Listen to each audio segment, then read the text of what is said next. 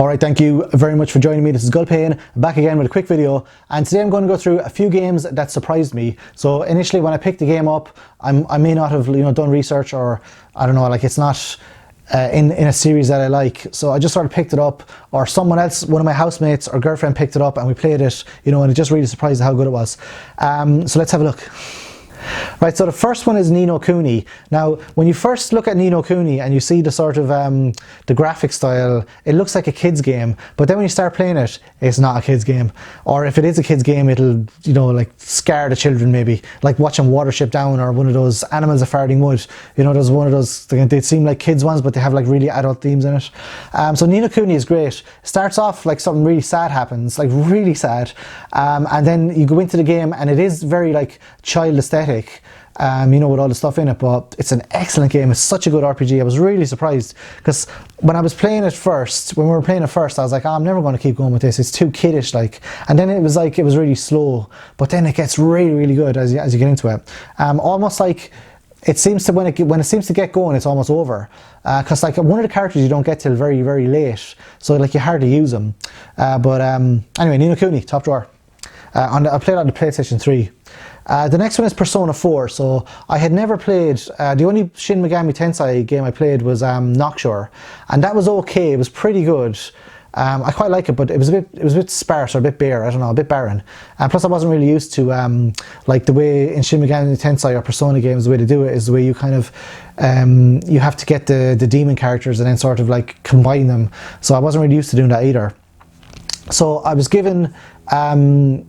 I never played Persona 4 on the PlayStation 2. I was given a PS Vita as a gift a while ago, and the two of the games that my girlfriend got it for me for my birthday, I think it was last year. So two of the games she got for me was God Wars Future Past and Persona 4 Golden. So Persona 4, I started playing Persona 4, couldn't put it down. It's really excellent game, fantastic. I didn't realise it was that good. Like I didn't realise going to school, like doing like social things to level up your character or to make your character more attuned with certain abilities and all that was so good. So then I completed Persona 4. I got right to the end of it. I'm almost at the end of it. Now I think I'm at a boss and I can't beat the boss or something like that anyway, or maybe I beat the boss and I put it there for a while, but I'll come back to it and complete it anyway. I also got Persona 5 as well, so now I'm a Persona fan. I'm a convert. So that's an example of like, Persona 4 is a really good game, Persona game to start with. Whereas if I started with Persona 1, I might not have, gotten into it as much. Another one that surprised me was, this is a little known game. It's a Largo Winch on the PS2. Now Largo Winch, I think is a comic book, or maybe it's a TV show. It's about this rich guy who owns this company, and I don't know, he gets into adventures, I don't know. But Largo Winch on PS2 is fantastic. It's an excellent game. I was actually playing it on the PS3 because the PS3 I have is PS2 backwards compatible. And some PS2 games, they just stop. They just won't go any further on the PS3, so you have to play on a PS2. So I need to go back and actually finish the game, Largo Winch, because it stopped like right in the middle. I need to go back and finish it on the original PS2. Now this game I got it for £1, and it's excellent, so that's Largo Winch for PS2.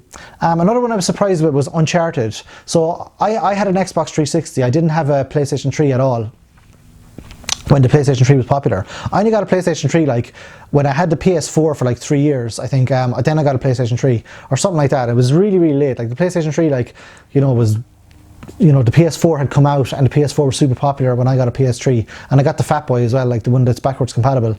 So I actually bought the PS3 off one of my friends so I could play PS2 games, ironically enough. But it didn't have Uncharted with it.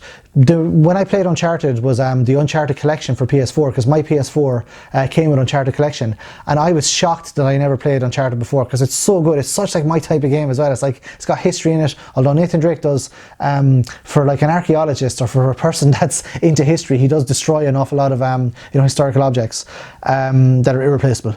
But basically Uncharted is so good, and I played like Uncharted 1, Uncharted 2, Uncharted 3, one after another, and then Uncharted 4.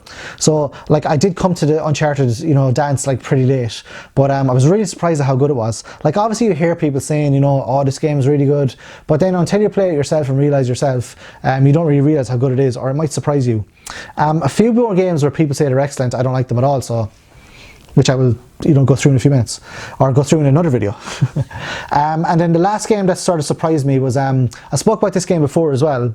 This is a Golden Sun, the original one. Now my friend had an Xbox and he had an emulator, and we had it in university. We had like an Xbox at university. We were like, what's this big Atari looking thing? But he had like, I think he only had a couple of Xbox games, like Knights of the Old Republic and Halo or something. But he had an emulator, a Game Boy Advance emulator on it, and we were just playing like loads of Game Boy Advance games. I remember playing Bomberman, like with my friends at university for like ages, like Bomberman for the Game Boy Advance.